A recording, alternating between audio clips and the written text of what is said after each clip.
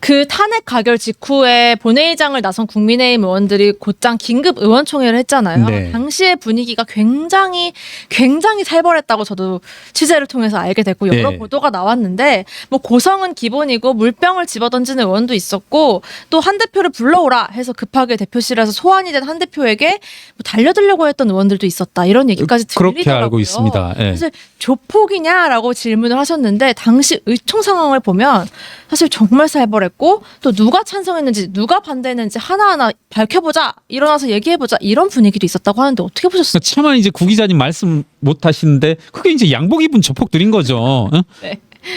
국회의원회관에 있는 여의도에 있는 조폭들인 거죠. 그게 정말 할 짓인 건지, 응? 아니, 비밀 투표로 이루어진 행위를 그리고 법률로서 뭐 심지어는 헌법에 정해져 있는 사상 양심의 자유를 털어내보자는 거 아니에요. 그러면 참, 아니 그게 조폭이 아니고 뭡니까? 저는 이제 무슨 생각이 드냐면 이분들 국민의힘 의원들 뭐 지역구 90석 그리고 비례대표 포함한 102명들 뭐 일부는 아니겠습니다만은 그날 이와 같이 극단적인 행태를 보이신 분들 예. 과연 국민의힘 공당으로서 국민들의 지지를 40% 50% 가까이 받을 자격이 있는가? 저는 감당을 못할 거란 생각이 들거든요. 지금 국민의힘 지지층 내부에서조차 전 국민을 모집단으로 해서뿐만 아니라 국민의힘 지지자들을 모집단으로 해서조차도 네. 탄핵 찬성이 많았었지 않습니까? 예. 제가 알기로 최소 6대4, 7대3 이렇게 됐던 것으로 알고 있거든요. 그럼에도 왜 국민의힘 의원들은 전혀 반대의 여론을 담아내고 있냐는 거죠. 저는 국민의힘 의원들 10% 15%의 뭐랄까요? 정서와 의견을 대변하는 극단적인 정당이 그리고 뭐랄까요? 선량들이 돼버렸다. 국회의원들이 돼버렸다. 이런 생각을 하고 이것이 바로잡아지는 것이 우리나라 정치가 뭐랄까? 이렇게 균형추를 잡아가는 그런 과정이 아닐까. 지금 국민의힘 의원들 뭐 80여 명, 90여 명 이런 분들로서는 국민들의 지지를 담아낼 수 있는 그릇이 아니다. 예.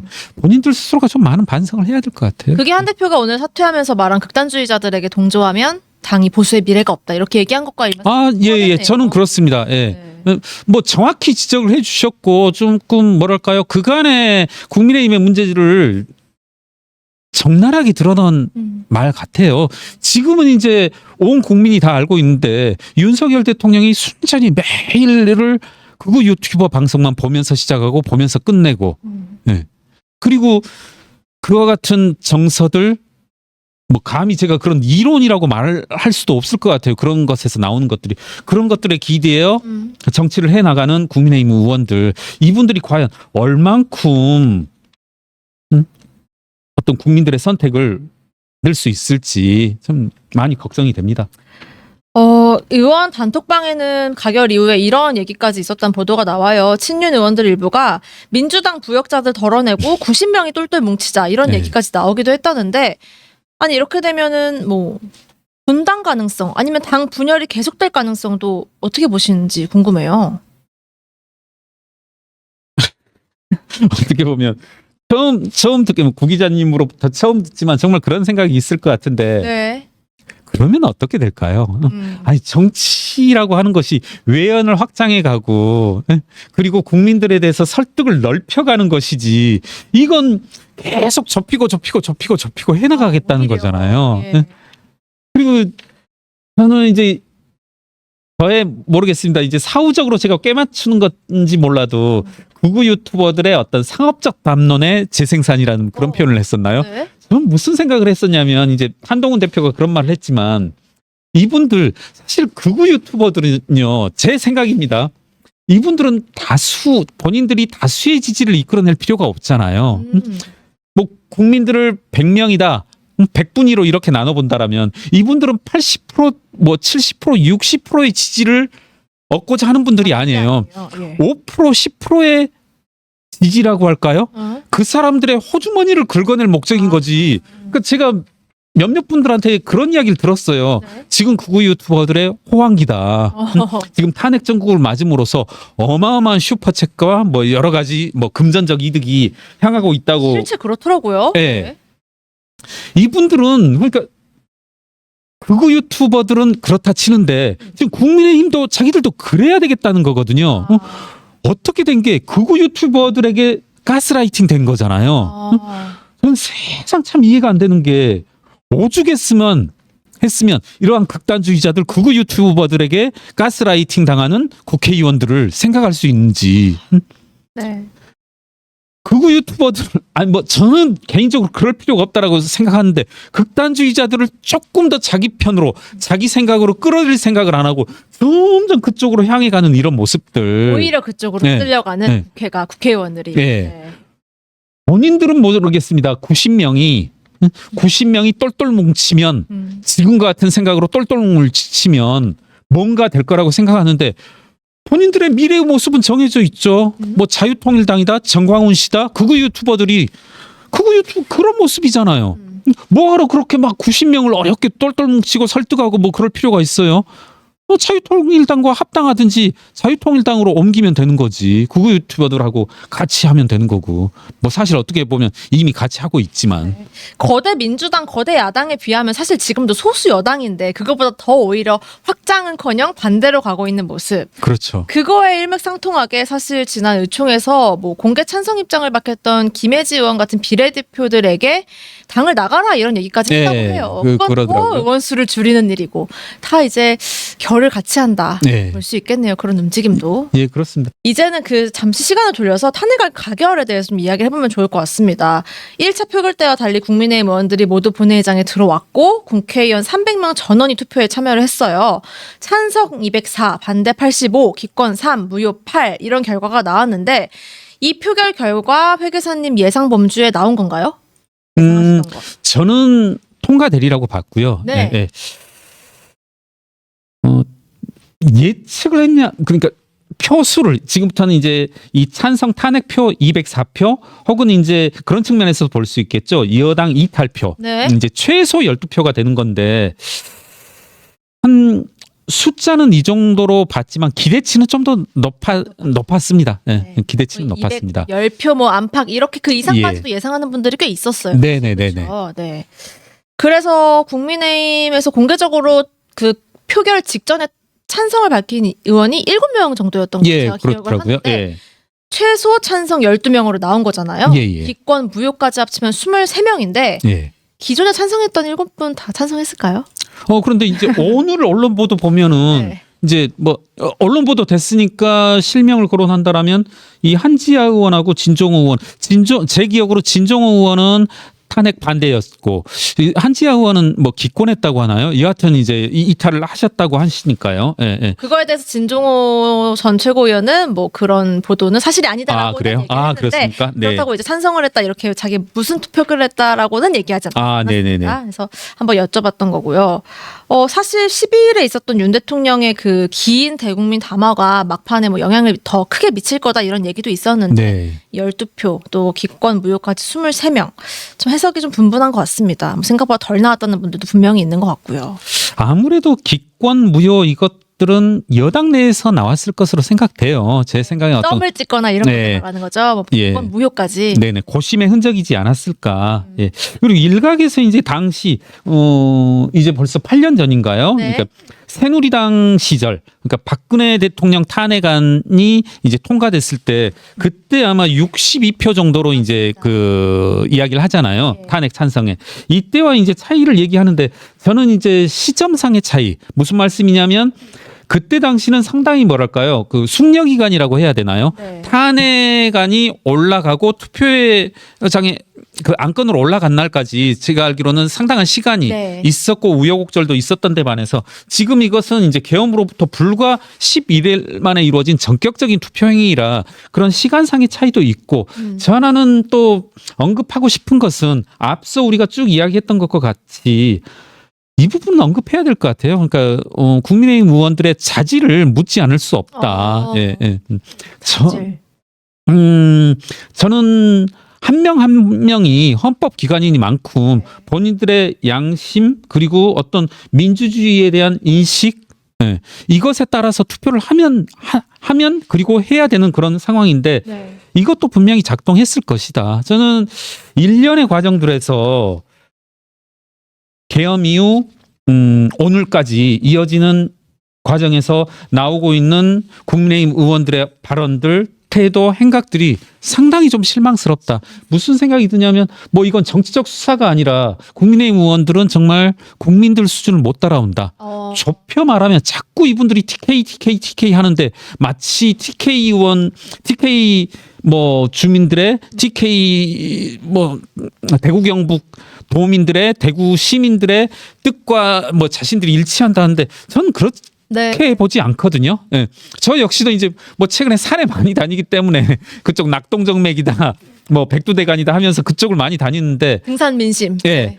모르겠습니다. 저는 그렇게 안 보거든요. 이분들은 대구 경북 민심을 팔아서 가스라이팅해서 본인들의 어떤 정치적 자산으로 삼고 있는데, 예, 저는 그때와 8년 전과 지금의 어떤 국회의원들의 수준도 분명히 언급해야 된다. 예. 수준. 예. TK에 좀 뿌리를 받고 있는 유력한 정치인께서 최근에 이런 말씀을 하시더라고요. 인터뷰를 했는데 TK 민심에 국민의힘 의원들 따라서 지금과 같이 결정을 하는 거 아니냐고 했을 때 이건 TK 민심에 대한 겸하고 그렇죠. 깎아내린 거. 아유, 그럼요. 그렇게 예. 안 된다라고 하셨더라고요. 예. 말씀인 것 같아요. 예, 대구 경북만 하더라도 뭐 특정한 사안 탄핵에 대해서만 하더라도 그렇지 않잖아요. 여론조사에서 나타나듯이. 네. 예. 한 번쯤은 조금은 예.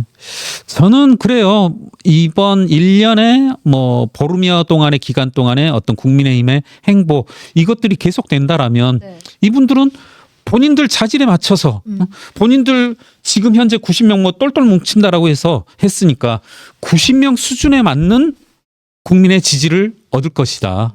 그게 어떻게 될 건지는 본인들도 좀 느껴야 될 것이다. 그런 본인들의 모습의 미래 그게 잘 안 느껴진다라면 자유통일당과 극우 유튜버 분들을 보면 된다. 아하. 그게 본인들의 미래의 모습일 것이다. 예. 이거 큰 선거가 당장 눈앞에 없어서 그렇다 이런 얘기들도 있는데 만약에 당장 내년 초 총선이 있다고 치면 이거 찬성 더 나왔을 거다 이런 예상들도 있더라고요. 그래 보입니다. 저는 그럴 그렇게 것 같아요. 생각됩니다. 예. 그렇거나 아니면 또 입을 다물고 있거나. 침묵하거나. 예. 본인 그 정도는 알고 있는 것 같아요. 본인들 실력은 알고 있어서. 그러니까 저는 오늘 보면서 뭐 이런 말씀도 한번 제가 들었던 생각이니까 뭐 홍준표다 나경원 의원이다 뭐다 아주 막 그건들을 하는 걸 봤는데 정말 전 그래요. 국민의힘의 기밀들이 누설되고 있다. 비밀? 이때의 기밀이라고 하는 것은 나경원 의원이 한 말씀, 홍준표 시장이 한 말씀이 기밀이 아니라 네. 나경원이라고 하는 홍준표라고 하는 분들이 기밀이다. 이분들이 말을 한다는 것 자체가 기밀이다. 저런 말들이 나가는 순간 네. 국민들이 접하는 순간 도대체 국민의힘은 어떤 정당인지 나경원이란 의원의 실체가 홍준표 시장이라는 것의 실체가 국민들에게 낱낱이 폭로돼 버리는 거 아닌가. 좀 홍준표 시장 나경원 의원들은 조금은 비밀을 지키는 삶을 살아라. 홍준표 시장 참 여러 글을 남기고 있어요. 그렇더라고요. 네. 예. 본인의 어떤 그런 얕은 밑바닥을 왜 그렇게 쉽게 드러내는지 좀 숨기고 싶은 건 좀 숨겼으면 좋겠다. 예. 홍준표 시장 뭐 여러 말 중에 표단속 못한 한동훈 사퇴해야 된다라고 한 거 기억에 남고요. 저도. 아니 그게 참나. 표단속. 네. 응. 그리고 모든 게 지금 한동훈 탓이라는 거잖아요. 이건 나경원 의원은 한동훈 등장이? 의원이 한동훈 대표가 등장한 순간이 비극의 시작이었다. 비극의 이거 도대체 시작이었어. 뭐냐는 거죠. 이게 참 아니 이거 제가 여러분한테 이걸 뭐라고 해석을 하겠습니까? 그냥 여러분 느끼는 게 정답일 것 같아요. 네. 제가 조국 그 전 의원한테는 네. 가끔 뭐 도래 다음에 뭐 그 다음 음계를 찾다 이런 말을 하는데 이게 어떻게 뭐 정상적인 사람 이게 말을 잊지 못하십니다. 네. 아니 이게 어떻게 한동훈 대표 탓인지 표단속 이야기를 하면서. 네. 그리고 나경원 의원 같은 경우에는 그 모든 불행의 시작이라고 하는 근거는 한동훈 대표가 뭐 당원 게시판 논란으로 잠깐 시끄러웠을 때 네. 한 2주 정도 빼고는 취임 이후부터 계속 윤석열 대통령을 공격했다 이거였어요. 화살이 그쪽으로 향했기 때문에 당이 분열했고 그렇기 때문에 이 우리 당의 불행의 시작은 뭐 한동훈 대표의 취임부터 시작된 거다 이렇게 얘기를 한 것 같더라고요. 나경원 대표 그 마음은 이해를 해요. 이때의 이해는 공감이 아니라 저런 심리에서 발동했겠구나. 그 나경원 대표는 나경원 의원은 한동훈 전 대표가 말한 윤석열 뭐 갈등이 이제 있었죠. 그걸 누가 부인하겠습니까? 그것만 본 거죠. 그것만. 김민전 전 최고위원이 항상 마음 아프고 괴로워했던 것은 윤석열 대통령에 대한 심기였잖아요. 그것만 본 거죠, 두 분은.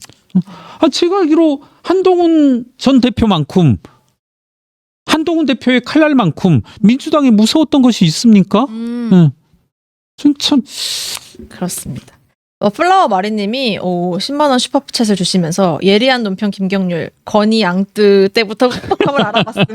멋진 뿜뿜, 건희 앙뜨 모두 다 아시죠? 그러니까 이게 칭찬받을 일은 아니고 그만큼 비극이었던 것 같아요. 그러니까 비극입니다. 맞아요. 어느 때고 간에 뭐 저 포함해서 누구든지 사실은 직언을 한 사람 있었고 했던 사람도 있었고 네, 네. 그런 사람들이 다 쓸려나가 버린 거잖아요.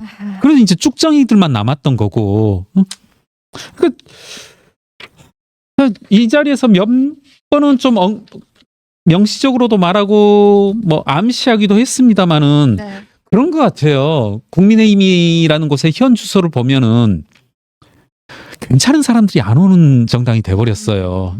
저는 개인적으로 계속 윤석열 대통령은 탄핵되어야 된다. 뭐 이런 입장을 밝혀온 만큼 토요일 날 탄핵안이 가결되는 것 보고 네. 그리고 좀 여하튼 우리 국정이 조금 정상으로 회복되어지고 또 뭐 뭐랄까요, 국정이 안정될 수 있는 계기가 될 수 있겠다 이렇게 생각을 했었는데 네. 급기야 탄핵안이 가결되어지면서 뭐 말해야죠. 뭐 친윤들의 어떤 뭐랄까요, 총구가 한동훈 대표를 향하면서 뜬금없는 뭐랄까요, 한동훈 퇴진을 위한 시간으로 뭐 전환되는 걸 보면서 네. 참 뜨악했고, 예, 뭐 불행스럽다 뭐 이렇게 말씀드리고 싶습니다. 탄핵 전국에서 탄핵 가결 이후에 보였던 국민의힘의 그런 일련의 모습들이 참 한번 좁게 한번 나눠서 본다라면 저는 탄핵안이 통과되었을 때 이런 생각도 했어요. 뭐 특정인을 이 시점에서 언급할 수밖에 없을 것 같은데 장동혁 전 최고위원이 그 직전에 상황이 변화하여서 탄핵안이 통과되더라도 지금 당장 뭐 입장을 밝힐 수는 없고 과거 내가 이야기했던 탄핵안이 통과되면 이 최고위원직을 던지겠다. 이 말은 재고될 수밖에 없다. 이렇게 말을 했는데요. 네. 저는 탄핵안이 통과되는 순간 여하튼 국민의힘이 윤석열 대통령으로부터 그리고 계엄의 뭐랄까요, 그 경계로부터 벗어날 수 있는, 조금은 국민들로부터 선택을 받을 수 있는, 지지를 받을 수 있는 경계를 향해 간다. 네. 이런 식으로 봤었는데 저는 어느 순간부터 갑작스럽게 윤석열이 퇴진했으니 탄핵됐으니 한동훈은 물러나야 된다. 이런 프레임을 들고 나오는 거 보고서 조금 사실 개인적으로는 상당히 경악을 했습니다. 예. 정확했다. 일단 한 대표는 사퇴까지 그래도 고민이 상당히 많았을 것 같은데요. 어떻게 보세요? 그러신 것 같아요. 그러니까 뭐 좀 주변 인물들과 조금 많이 좀 며칠 동안 소통을 하고 했었는데 그리고 특히 이제 그 보면은 모 인사가 그런 지적도 하던데 뭐 김옥균 프로젝트를 하면서조차도 진짜 제대로 못한다. 그러니까 못한다. 비상대책위원회의 구성 혹은 비상대책위원장의 인선에 대해서도 다 이제 어떻게 보면 본인들 당헌 당규에 나와 있는 것조차도 숙지하지 못한 채로 우왕좌왕했고 뭐 혼란을 야기했던 거죠. 어떻게 보면 친윤 측의 행보가 그런 것들이 조금 더 뭐 비극적인 측면을 더 뭐랄까요, 확대했던 것으로 보여지는데 여하튼 뭐 많이 안타깝습니다. 그런 일련의 것들이. 김옥근 프로젝트 말씀하셨는데 우리가 이 자리에서도 꽤 오래전부터 언급을 했던 내용이잖아요. 그렇습니다. 근데 사실 토요일로 돌아가 보면 탄핵 가결 직후에 한 대표는 기자들 앞에서 직무 수행에 대한 의지를 드러냈어요. 근데 그 비슷한 시간에 장동혁, 진종호, 김민전, 인요한, 김재원까지 이렇게 줄줄이 최고위원들이 사퇴를 하면서 사실상 지도부가 바로 해체가 됐잖아요. 그렇습니다. 이 과정에서 사전 논의도 없었다는 게 한 대표의 입장이었는데 이 김옥균 프로젝트 그러면 얼추 그때 우리가 예상했던 대로 그 시나리오대로 간 거 아닌가요? 결과적으로는? 그렇죠. 그러니까 저는 다시 말씀드립니다만 윤석열 대통령이 탄핵되는 순간이 저는 국민의힘에게도 기회가 있었던 순간이다 분명히. 네. 신락 같은 내지는 조금 국민들 입장에서 봤을 때는 국민의힘조차도 좀 정신을 차리고 있다. 그것이 물론 이 최대 이탈표 12표라지만 그 의미는 남다르다라고 생각하거든요. 그러니까 얼마든지 국민의 지지를 얻어낼 수 있는 그런 순간이었었는데 국민의힘 스스로가 뜬금없는 김옥균 프로젝트, 한동훈 퇴진을 위한 일련의 행보들을 실행에 옮김으로써 좀 스스로가 이제 구렁텅이로 빠져들었다 이런 생각이 들더라고요. 그러니까 특히 저는 이제 뭐 이 자리에서 계속 한 인물을 중심으로 해서 보는 것도 의미가 있을 텐데 예. 장동혁 전 최고위원이 이미 약 일주일 전쯤에 뭐라고 했었냐면 그와 같은 발언을 했었죠. 당신은 특검이든 탄핵안이든 통과된다라면 대표위원직을 사퇴하겠다. 네. 이 자리에서 죄송합니다. 최고위원직을.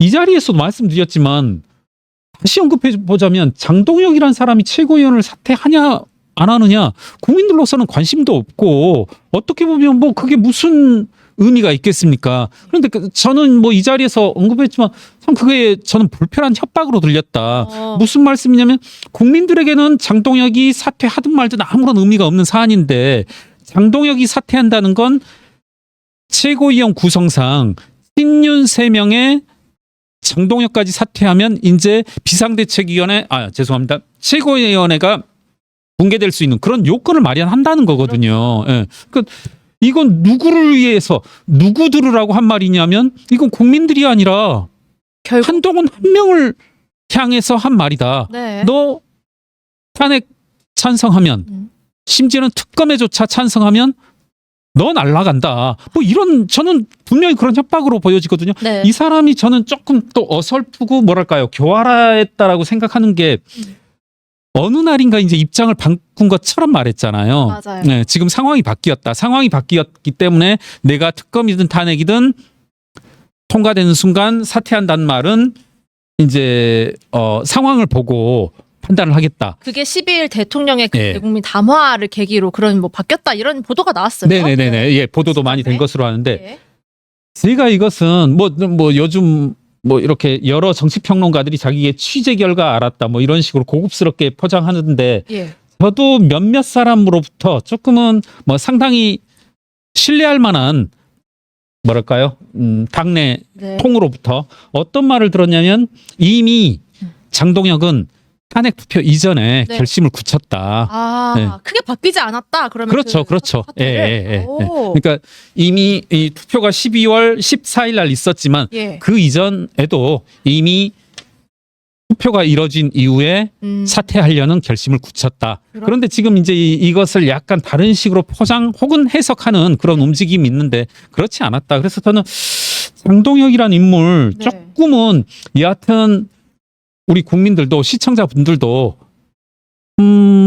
뭐랄까요?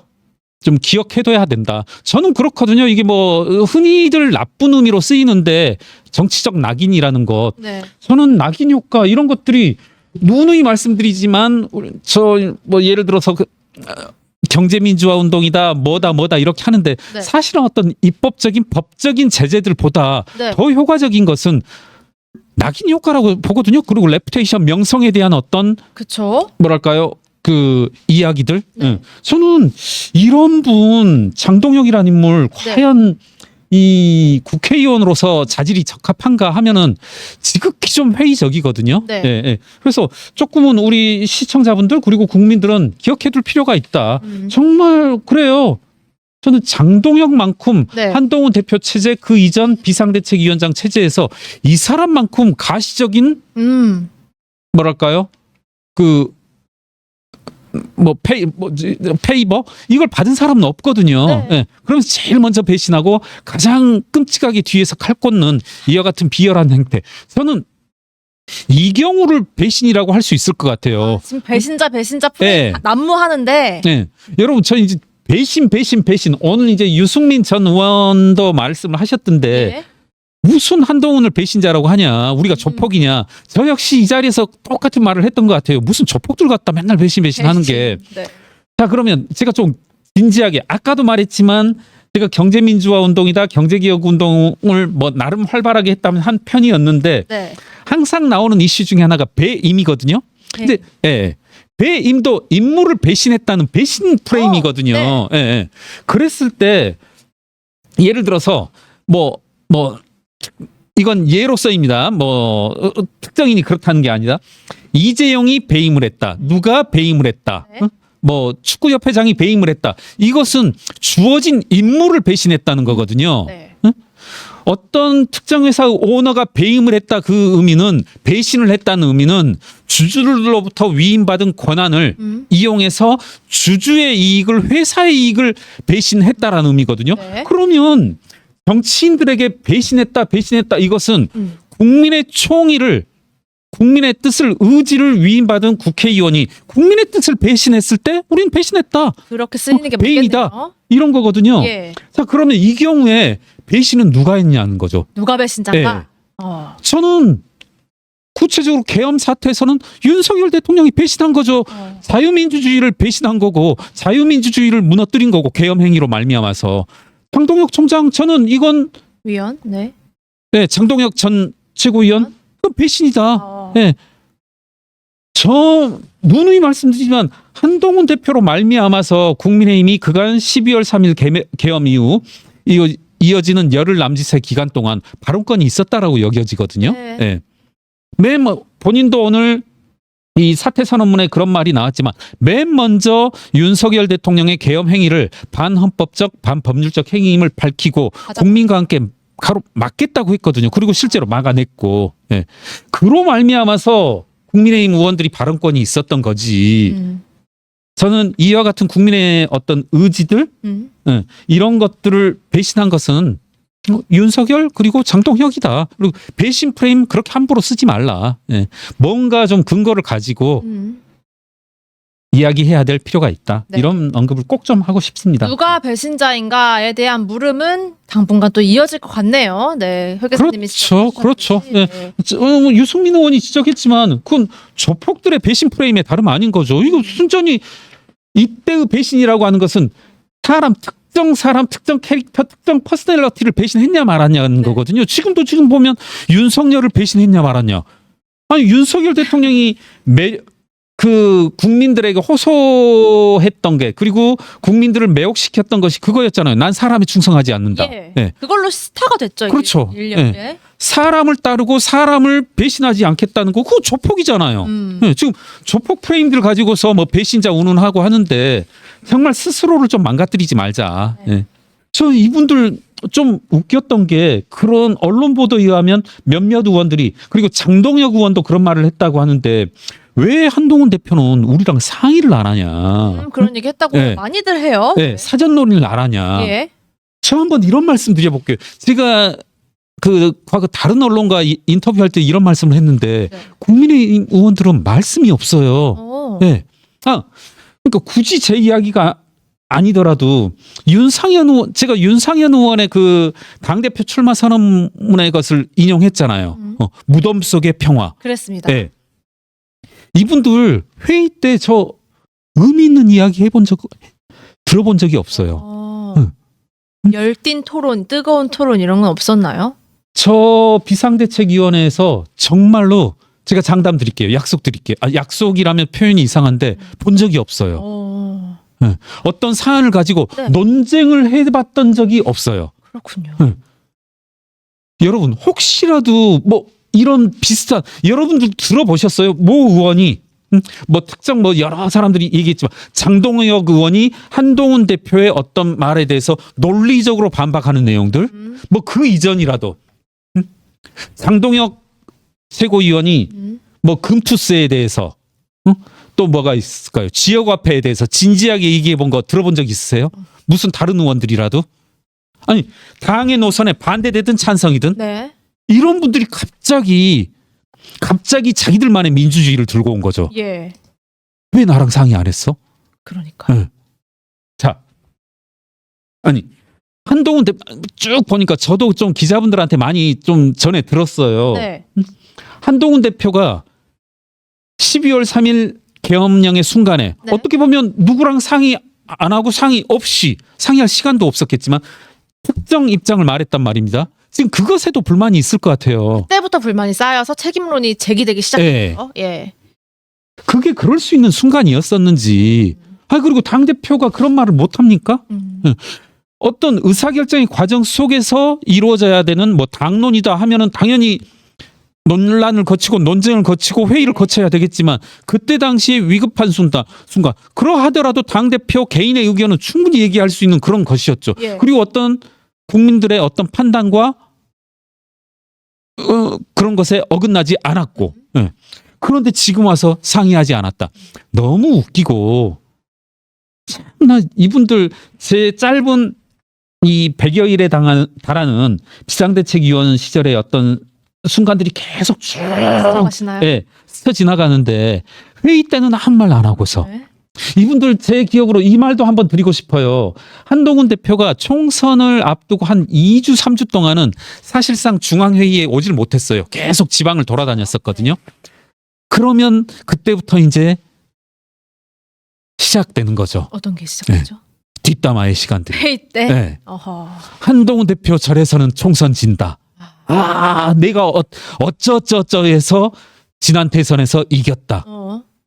여러분, 지난 대선에서 윤석열 대통령이 당선된 게 전 그건 국민들의 분노이고 국민들이 1순위라고 봐요. 저는 선거 공신 1순위. 예. 근데 무슨 자기들이 뭐 어디에서 뭐 지역 어디에서 뭘 했고 해서 대선을 이겼는데 지금 한동훈은 보이지도 않고 부산에만 있고 어디에만 있고 맨 이렇게 자기 얼굴 뭐 셀카 찍고 한다. 자기 정치한다. 네. 오랜 역사가 있군요. 네. 한동훈 대표에 대한. 그래요. 네. 어떻게 보면 그분들 입장에선 쌓이고 쌓였던 게 이 윤석열 대통령 탄핵을 기화로 해서 터져 나온 게 아닌가. 네. 그렇게 돼서 이제 한동훈 대표가 물러났고 지도부가 해체가 됐으니 비대위가 자연스럽게 꾸려지겠죠. 지금 논의 중이라고 하는데 윤석열 정부 출범 후에 무려 6번째 비대위라고 합니다. 예. 참 비정상적인 일인데 차기 비대위원장 어떻게 예상하세요? 참 어려운 문제지만. 모르겠습니다. 이제 어떤 뚜렷한 경향이라고 한다라면 네. 지금 현재 여하튼 당의 네. 주도권은 친윤이 잡고 있는 만큼 증명되죠. 뭐 그간 친윤 진영에서 움직였었던 분들이 들 중에 되지 않을까. 뭐 많은 분들이 하마평으로 그리고 이제 언론에도 나오고 있습니다만은 뭐 김무성 전 의원, 원희룡 전 의원, 뭐 권영세 의원 뭐 이 정도 선에서 되지 않을까 하는 생각을 하네요. 네.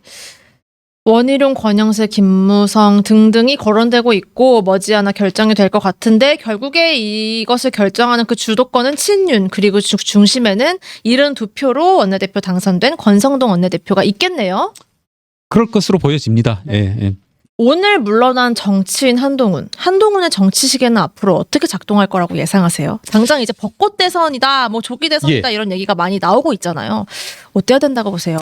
저는 그래요. 이제 그 언론 보도에 따르면 한동훈 대표가 대표직을 계속 수행할 수도 뭐 어떻게 보면 참 그것도 이 친윤들의 뭐랄까요? 무지함의 한 단면인데 한동훈 대표가 대표직을 수행하는 데는 아무런 어려움이 없더라고요. 당헌 당규상은. 예.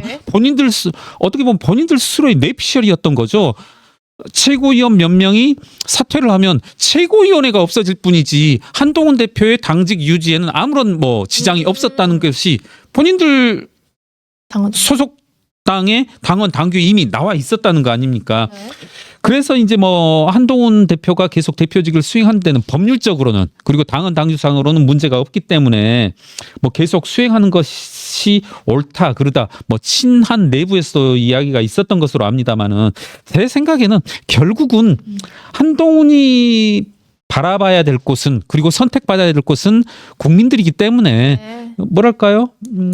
작은데 연연하기보다는 큰 그림을 향해서 가는 것이 옳지 않았나. 그런 의미에서 저건 오늘 한동훈 대표 스스로 물러난 것은 잘했다 이런 생각이 들고 네. 이제 말씀하신 앞으로 정치적 행보 네. 저는 그래요.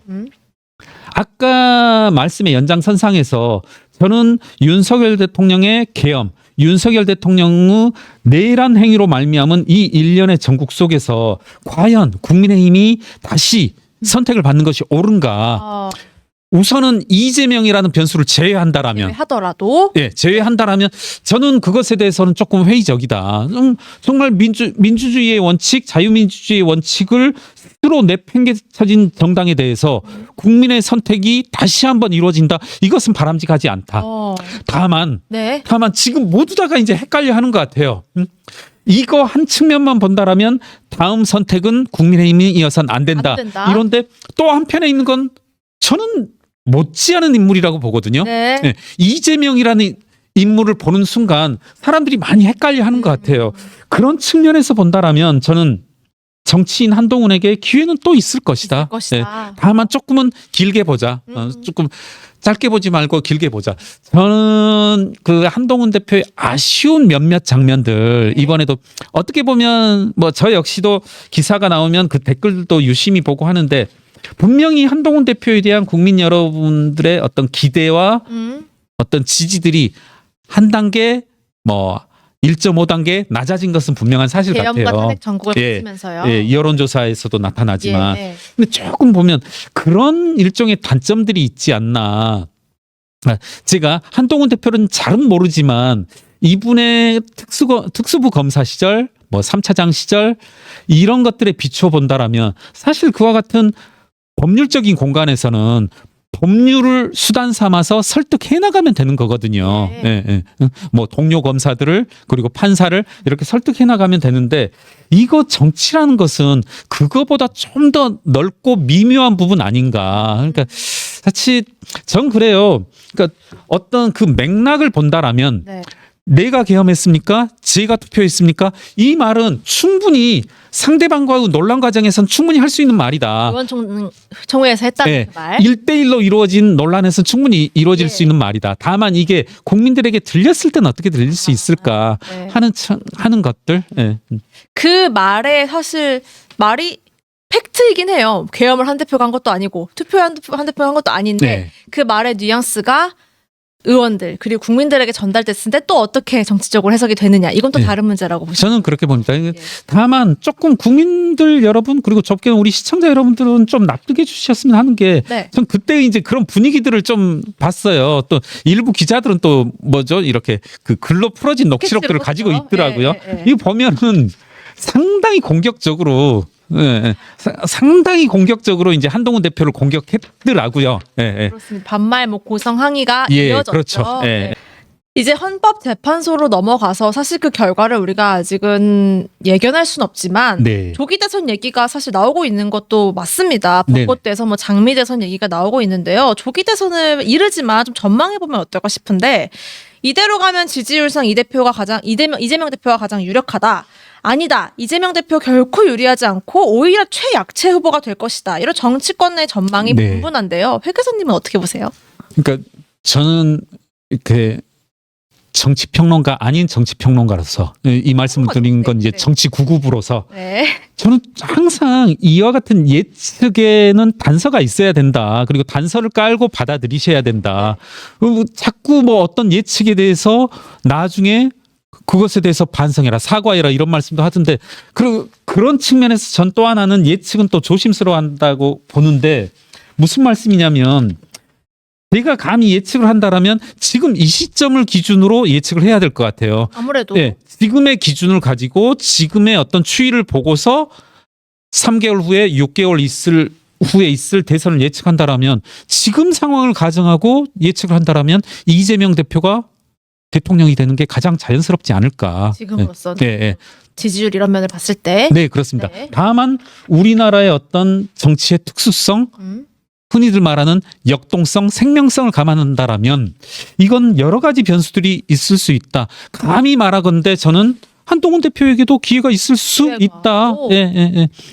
물론 저는 한동훈 대표가 조급해하지 않았으면 좋겠다라는 생각을 하거든요. 그만큼 저는 뭐 여전히 저는 한동훈 대표가 소중한 자원이라고 생각하기 때문에 눈앞에 4년만 보고 2025년만 볼 필요는 없다 이런 생각을 하고 뭐 4년 후 8년 후 얼마든지 뭐 젊은 나이니만큼 네. 기는 안목으로 봤으면 좋겠고요.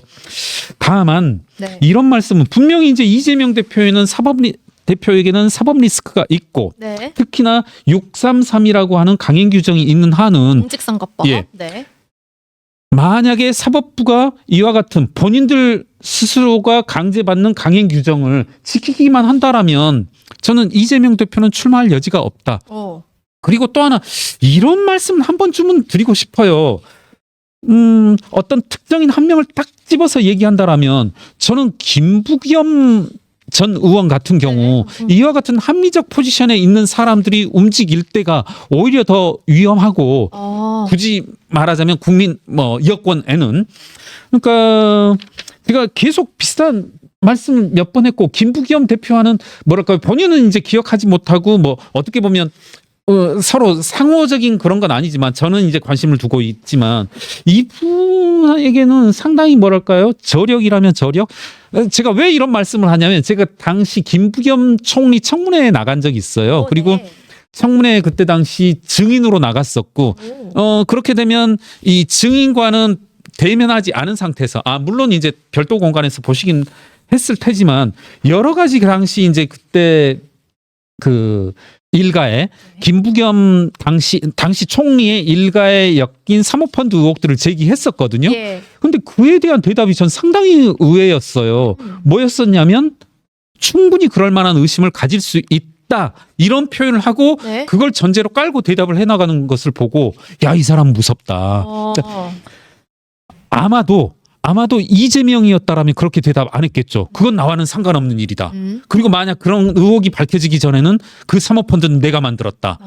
그건 나의 어떤 인생에 있어서 역작이고 국민들을 위한 작품이었다. 이렇게 말할 텐데 김부겸 대표가 그때 한 번뿐만 아니라 그런 비슷한 모습들이 여러 번 비치더라고요. 물론 그런 저와의 개인적 내지는 저의 문제의식의 연장선상만이 아니라 저는 그렇게 본다라면 종종 여러 사람들이 농담식이 아니라 심각하게 친민주당 성향의 사람들도 이재명이 아니라면 더 위협적일 수 있다. 특히나 윤석열 대통령의 탄핵 정국에서 이루어지는 대선에서라면 전 그래요. 조금만 더 정상적인 사람이라면 얼마든지 더 여권에 위협적이고 이후 정권의 어떤 친민주당 정권의 수립에 다가갈 수 있다. 정도를 조금 더 흡수할 수 있다. 전 그렇게 봅니다. 그러니까 네. 제 주변에 적어도 제 주변만인지는 몰라도 두려워하는 사람들이 뭐냐면 이재명이 되는 거 아니야? 그러니까 국민의힘이 안 되는 건 어떻게 보면 기정사실로 하면서도 네. 이재명이 되는 걸 두려워하고 어떤 우리나라의 어떤 국정의 민주주의의 퇴보로 보는 그런 시각은 분명히 엄존한다는 것. 예. 그렇게 본다라면 저는 많은 페널티 한계가 있지만은 무거운 짐을 뭐 발목에 쥐고 있긴 하지만 저는 한동훈 대표 여전히 하나에 있을 수 있는 대안이다 이렇게 봅니다. 한동훈 대표가 그 총선 패배 후 책임을 지고 물러나고 다시 전당대회에 나오기까지 한 석 달 네, 그렇게 기억합니다. 예. 지금 사퇴를 했고 언제 대선이 치러질지 모르지만 그 이상의 시간이 만약에 주어진다면 또 충분히 시간이 되고 회복이 되고 또 국민들로 의해서 등판이 될 수도 있다. 이렇게 보시는 저는 그렇게 봅니다. 다만 꼭 단서를 달고 싶은 게 네. 조급해하실 필요 없고 그리고 본인이 좀 나설 필요도 없다. 예. 저는 정상적이라면 어떻게 보면 여하튼 간에 총선에서 선택받지 못하였고 그리고 외관상 그것에 저간에 흐르는 사정은 어떻든지 간에 국민의힘 내부에 의해서 90명에 의해서 어떻게 보면 쫓겨났잖아요. 네. 당 대표의 지위에서도. 그런 의미에서 본다라면 형식적인 외관상의 논리에 의한다라면 이분이 대선 후보로 여권의 선택을 받기는 어렵지 않나 뭐 하는 생각을 가지지만 어떤 누누이 말씀드리지만 우리나라의 어떤 정치 특성상 여러 가지 있을 수 있는 변수상으로는 지금 당장은 우호적이진 않겠지만 기회는 올 수 있다 이렇게 봅니다. 사실 저도 걱정인 게 지금 이 탄핵 계엄 정국을 거치면서 국민의힘의 줄은 여전히 친윤이다. 이게 예. 증명이 됐잖아요. 예, 이런 그렇습니다. 상황에서 조기 대선이 치러졌을 때 과연 한동훈 대표 굉장한 팬심이 있지만 경선을 이길 수 있을까? 그렇죠. 분명히 여러 이제 룰들이 있을 거고 네. 친윤들이 또 지원하는 후보가 또 별도로 있을 네네. 거고 이런 상황을 좀 뚫고 나갈 수 있을까 예, 이런 예. 걱정은 드는데 네. 여하튼 그 90명이 네. 어떤 국민들이 바라보는 네. 국민들의 울타리 속에서의 싸움은 아주 약하지만 미미하지만 있는지 없는지조차 모르지만 국민의힘이라는 울타리 내에서는 아주 강한 분들이거든요. 입증이 됐으니까. 예, 아주 강한 사자 이빨이 되죠, 이분들이. 네. 그런 세력을 등에 업고 대선에 이제 등판하고 싶은 인물들이 이제 홍준표 시장을 비롯한 몇 명 그렇죠. 있는 거겠죠. 예, 예. 그러니까 또 굉장히 치열한 경쟁이 벌어질 것 같네요. 예. 국민의힘 경선. 네. 일단 조기 대선이 치러지느냐 마느냐는 헌법재판소에 걸려 있거든요. 네. 헌법재판관 지금 6명 있고 3명을 추가 국회 몫으로 임명이 곧 될 것 같은데 이 최대 180일까지 최장 180일까지는 결정이 나야 하는데 좀 빨리 날 거라고 보세요? 아니면 최대한 180일에 가까워서 날 거라고 보세요? 결정? 제 생각에는 우선은 오늘 이제 제가 이 자리에 오기 전에 이제 뉴스를 통해서 접했지만은 6인임에도 불구하고 심의 절차를 개시하는 데는 뭐 하자가 없다. 최소 6인 그니까요. 예, 예, 예. 근데 이제 보면은 여러 뭐 헌법학자들 이야기로는 심리는 진행하되 네. 6인 체제로서 결론을 내는 것은 상당히 부담스러울 것이다. 뭐 이런 언급들을 봤는데요. 조금이라도 본인들 입장에선 중차대한 결정이니만큼 외관상의 그런 어떤 정당성을 확보하기 위해서라도 조금 시일은 필요치 않겠나. 어떤 인원적인 보강 측면에서 네. 보더라도요. 그렇게 본다라면 저는 조금은 시일이 걸릴 수 있지 않을까. 네. 네. 한 뭐 최장 180일 이걸 꽉꽉 채울 수 있는 가능성도 있지 않을까. 뭐 그런 생각을 합니다. 박근혜 전 대통령이 91일이 걸렸다고 해요. 예. 그걸 넘을 가능성도 있다. 저는 넘지 않을까. 임명을 또 해야 되고 하니까. 네네네 그렇습니다. 현재 시간이 됐기 때문에 우리의 좀 시선이 앞으로 헌법재판소에 좀 더 쏠리지 않을까 싶고요. 이 부분에 예. 대해서는 앞으로도 매주 좀 업데이트를 해보면 좋을 것 같고요. 마지막 마무리하기 전에 조국혁신당 전 대표죠. 오늘 수감이 됐어요. 예. 12월 12일 대법원에서 자녀 입시 비리 등 혐의로 징역 2년 유죄 확정이 됐고 탄핵 정국을 이유로 수감을 조금 미루다가 오늘 수감이 됐는데 네. 깊은 성찰 후에 돌아오겠다. 또 정권 교체, 검찰 해체를 마지막으로 외친 후에 들어갔는데 네. 어떻게 보세요? 이 긴 재판 계속 보셨잖아요, 회 기사님. 소위 말하는 2019년이었죠. 뭐 제 개인적으로는 9월이 이제 특정 분기점이었었는데 네. 5년이 걸렸네요. 이 그러네요. 조국 전 장관이 조국 전 의원이 이제 수감되기까지 네. 이분이 했던 본인의 어떤 범죄들 그리고 대법원 확정에 의해서 이 수감되었었는데 정말 끝까지 이분 살아 있구나. 예. 깊은 성찰로 돌아오겠다. 그리고 뭐 검찰 해체 이런 걸 이야기하는 걸 들었는데 정말 성찰이 아니라 이분의 성찰은 도대체 뭘 의미하는 건지 좀 지금이라도 좀 반성하겠다라는 말은 안 하는 건지 대개는 범죄자들은 수감되면 반성한단 말은 하잖아요. 예. 성찰은 약간 좀 다른 말 같아요. 모호하다. 예, 예, 예. 본인의 앞길을 또 열어보겠다 뭐 이런 건데